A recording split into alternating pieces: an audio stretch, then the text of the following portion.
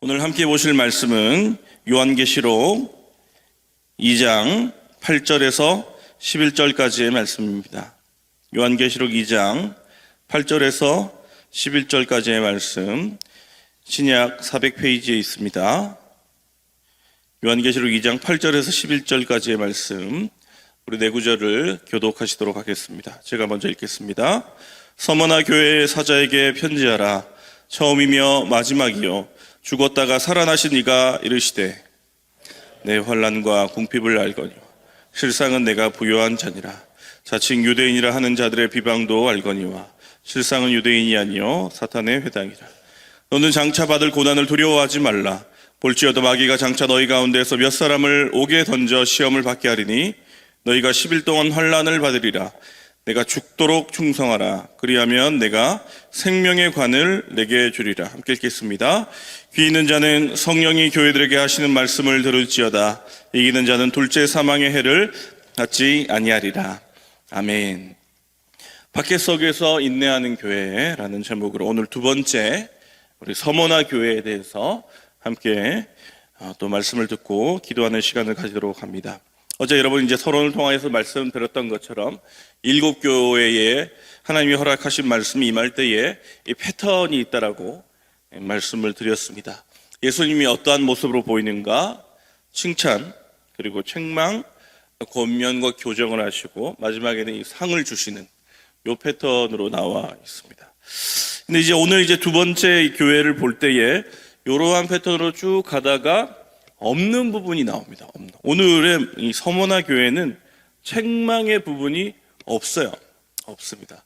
여러분 이제 교회에 일어나라 작년에 교재를 보면서 또 공부하셨던 분들이 계시겠지만 없음도 메시지가 되는 거예요. 없음도 메시지가 됩니다. 그냥 없음이 아무런 이제 말이 없다는 것이 아니라 책망이 없음으로써 너희 교회가 완전하진 않지만 지상의 교회가 완벽한 교회, 완전한 교회는 없겠죠. 그러함에도 불구하고 너희의 노력과 눈물을 알고 있기 때문에 책망하지 않는 하나님의 은혜가 없음을 통하여서 나와 있는 것이죠. 오늘 그 말씀을 서머나 교회에 대해서 잠시 살펴보도록 하겠습니다. 첫 번째로 우리 서머나 교회에 나타나시는 예수님의 모습은 어떠한 모습입니까? 8절에 보시면 처음이며 마지막이요 죽었다가 살아나시니라고 예수님의 모습을 설명하고 있습니다. 처음과 마지막이 뭡니까? 때죠. 시간을 얘기합니다. 모든 시간을 초월하시고 주관하시는 예수님. 또 무엇입니까? 죽었다가 살아나시니 무엇을 주관하시죠? 생명을 주관하시는 예수 그리스도의 모습이 8절에 서머나 교회에 보여지고 있는 것이죠. 그러니까 어떠한 분이십니까? 시간과 때와 생명을 주관하는 것이 로마 황제가 아니라 누구죠? 예수 그리스도라는 사실을 정확하게 8절에서 이야기하고 있습니다. 아주 강력한 표현인데요. 이 표현이 이렇게 예수님에 대해서 얘기를 하는 그 암시는 이 9절과 10절에 보면은 환난과 궁핍과 고난의 메시지를 통하여서 확연히 드러남을 볼 수가 있습니다. 그러니까 가장 7교회 중에서 박해를 심하게 당했다라고 표현되는 교회가 이 서머나 교회입니다. 어떤 박해를 당했습니까? 9절에 보시면 환난과 궁핍 그리고 비방 이렇게 나와 있습니다. 이 서머나라는 도시는 600년 동안 리디아인들에게 파괴되었다고 300년 동안 버려졌다가 재건된 도시입니다. 알렉산더 장군들에 의해서 재건된 도시인데요. 그래서 이 도시에 대한 황제에 대한 프라이드가 상당히 강한 그러한 도시였습니다. 그러니까 황제 숭배가 극에 당했고 그리스도를 믿는 이들에 대한 극심한 박해와 환란이 있었습니다. 우리가 잘 아는 유명한 순교자가 이 폴리갑이죠. 자, 그래서 9절에 보면은 원래 이제 안다. 내가 이제 너희들이 뭘 한 건지 안다. 이 칭찬을 하면서 원래 뭐 어떤 일을 한 것을 얘기하지만 9절에는 뭐라고 얘기합니까? 환란과 궁핍을 안다. 환란과 궁핍을 안다.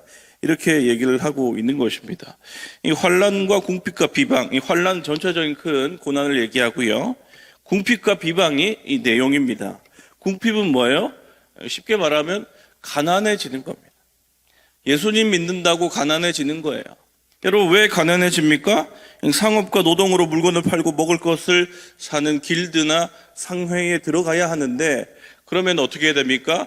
이방 숭배를 하며 제단에 제물을 바쳐야 되죠. 그럼 예수님을 못 믿는 거예요. 어떻게 합니까? 바치지 않으므로 돈을 벌지 못하고 먹을 것 사 먹지 못하고 궁핍하여 굶게 되고 핍절하게 됩니다. 이것이 여러분 처절한 서머나 교회 성도들의 삶이었어요. 예수를 믿으면 부해진다라고 얘기하고 예수를 믿으면 축복받는다 얘기하는데 그들은 배구름과 굶음으로 자신의 신앙을 증명해야 됐습니다. 비방은 무엇입니까? 여러분 이제 초대교회에 다양하게 이 비방과 고발 고소가 많았는데요.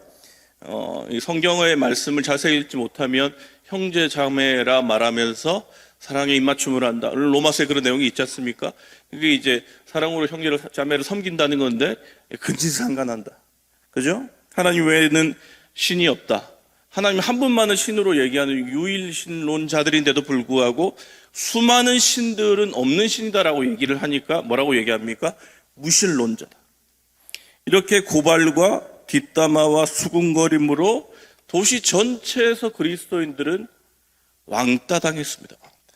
하지 않은 일을 고발을 하니 하지 않은 일을 하지 않았다라고 증명해내야 되는 그러한 어려운 삶을 살게 되는 거죠.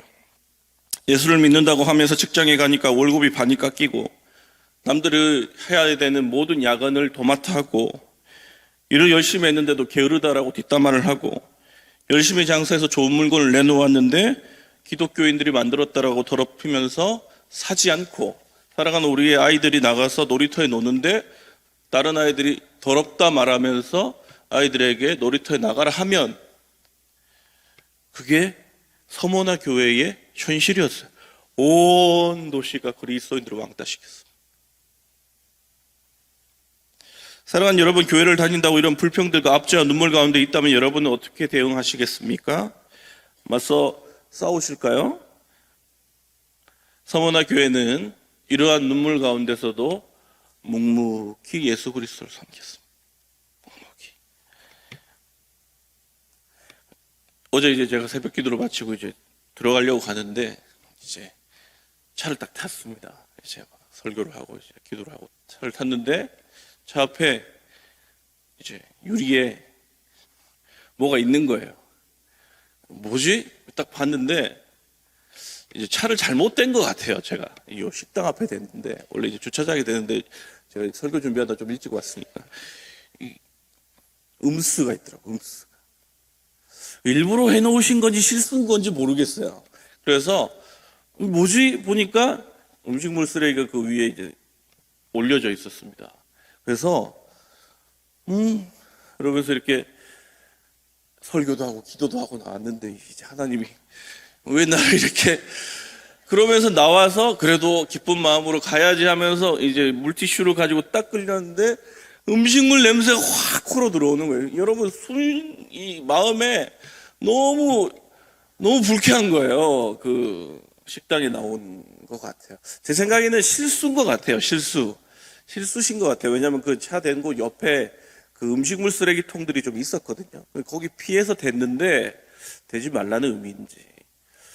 그래서 마음에 이렇게 확 분노가 올라오고 이거 저기 블랙박스로 막 이렇게 항의를 할까 이렇게 하다가 마침 이제 내일 설교까지 준비하면서 서머나 교회의 성도들이 딱 떠올랐어요. 딱 떠올랐어요. 아, 내가 여기서 분노하면 블랙박스까지 돌리면 그리고 또 실수한 걸 수도 있잖아요. 그러니까 덕이 안 되겠다. 그래서 이따만한 음식물 쓰레기를 물티슈를 막 뽑아가지고 잘 싸서 차 안에 있는 쓰레기 봉지에 넣었는데 악취가 싸맸는데도 악취가 나서 빨리 버리고 기도하면서 서머나 교회를 생각을 했습니다. 사랑하는 여러분, 이게 이제 실수일 수도 있고 저는 그냥 에피소드지만 여러분 만약 길을 나섰다가 여러분 만나는 모든 사람들이 여러분들이 그리스도인이라고 침을 뱉고 욕을 하고 뒷담화를 하고 우리 아이들이 나가서 박해를 받고 온다면 얼마나 서럽겠어요. 여러분, 그 순환을 참아내는 이들이 누굽니까? 기독교인들이었어요. 아무런 이유 없이 예수님 때문에 당하는 그 고난을 그들이 당했던 거죠. 여러분, 그래서 서머나 교회는 책망 어구가 없어요. 책망을 하지 않습니다. 보십시오. 9절에 궁핍을 알거니와 사단의 회당이라 라고 얘기를 하고는 원래 책망이 나와야 되는데 10절에 어떻게 됩니까? 너는 장차 받을 고난을 두려워하지 말라. 바로 권면으로 넘어가죠. 왜 그렇습니까? 완전한 교회는 없지만, 완벽한 교회는, 이 땅의 교회는, 지상의 교회는 없지만 너희들이 얼마나 힘들고 어렵게 그리스도인의 삶을 살아가는지 안다. 하나님의 이 없음에도 메시지가 있는 것이죠. 사랑의 침묵인 것입니다. 사랑하는 여러분, 그리스도인으로 살아가면서 받는 애매한 고난들이 있습니까? 여러분, 지금 현대에는 없어요. 저는 그냥 에피소드를 말씀드린 거고 없습니다. 굳이 말한다면 여러분들이 이제 전도하려다가, 하나님의 복음을 한번 전해보려다가, 이제 좀 친한 친구였는데, 친한 분이었는데 좀 애매한 눈으로 저를 바라본다든지, 전도를 하려고 친절히 대했다가 전도를 하니까 그때부터 이웃이 나를 피한다든지, 이런 식의 고난이 있겠지만 현대 사회에서는 우리는 이런 고난을 당할 일이 없습니다. 우리가 주일 저녁 선교사님을 통하여서 북한의 실상을 들어야 하는 이유가 무엇입니까? 여러분, 여전히 이 땅 가운데 하나님의 복음 때문에 고난당하는 이들이 있다는 거예요. 그리고 그들을 위해 자신의 삶을 희생하여 수고하고 모은 삶을 던지는 자들이 있다는 것입니다. 우리가 그들의 삶을 기억하며 함께 그들의 고난에 동참하여 적극적인 고난은 받지 않을지라도 우리가 우리의 삶을 더드려 그들을 위해 함께 동참함으로 말미암아 그리스도의 복음을 위한 헌신의 삶을 살아가야 할 줄 믿습니다. 여러분, 그래서 그 다음에 이 권면, 10절부터 말하는 이 권면은 어떠한 내용입니까? 너희가 장차 받을 고난을 두려워하지 말라. 여러분, 너무 서러움이, 원래 10절은 이렇게 되면 좋죠. 이제 고난이 끝날 것이다. 근데 뭐라고 얘기합니까? 고난을 두려워하지 말라. 이 말은 뭐예요? 고난은 계속될 것이다.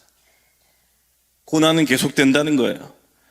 그러나 뭐라고 얘기하십니까? 너희가 10일 동안 환난을 받으리라. 이 10일이라는 날이 중요합니다.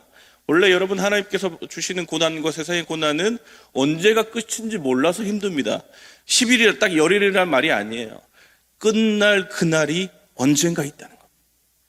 언젠가는 우리가 그 환난과 고난이 끝날 그날이 있기 때문에 그 날을 기다리며 계속되는 날이 아니라 끝까지 가게 될 것이 아님을 알고 인내하며 그리스도를 위하여, 교회를 위하여, 우리가 하나님을 위하여서 헌신할 때에 우리의 눈물과 우리의 고난을 통하여서 하나님 영광 받으시고 예수 그리스도의 이름만이 드러나고 교회가 드러나 하나님께 허락하신 놀라운 영광의 날이 이르게 될 줄 믿습니다. 여러분, 그리스도를 위하여, 복음을 위해 당하는 고난을 당한다면 도리어 기뻐하는 새로남 교회 되기를 예수 그리스도의 이름으로 축복합니다. 말씀을 정리하겠습니다. 서머나 교회는 질책받지 않고 칭찬받았던 교회입니다. 잘못이 없어서 완벽한 교회라서가 아니에요. 지상의 교회는 다 흠이 있죠. 그러나 고난과 핍박과 왕따 속에서도 신실하게 하나님을 따르기 위해 애썼던 교회였기 때문입니다. 예수님 때문에 애매한 작은 고난을 당연하게 받았던 교회이기 때문입니다. 사랑하는 성도 여러분, 서머나 교회 교인들처럼 고난을 기뻐하며 복음의 삶을 살아가는 우리가 되기를 예수 그리스도의 이름으로 축복합니다. 제가 기도하고 개인의 기도를 하시다가 돌아가시도록 하겠습니다.